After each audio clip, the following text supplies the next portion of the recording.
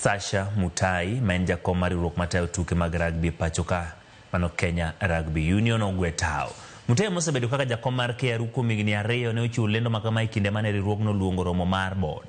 Ywaruok ma kinde ka kinde osekelo liet, gino mane ochuno nyaka riwruok matayo tuke gi pinje mangima ndiko oboke mar dwaro ler ewi kaka itayo riwruogno mar KRU. Jalup jakom Moses Ndale biro kawo ting' mar tayo riwruogno kapok romo bedo mar yiero jakom manyien.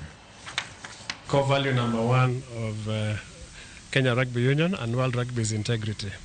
So I could not, I could not work with these people. I said, you need to resign. Unfortunately, they all ganged up. There was a vote of no confidence that was pushed ahead. And today at the SGM, I tendered my resignation because I could read the mood in the room. But I walk away from Kenya Rugby Union as chairman with my head held high.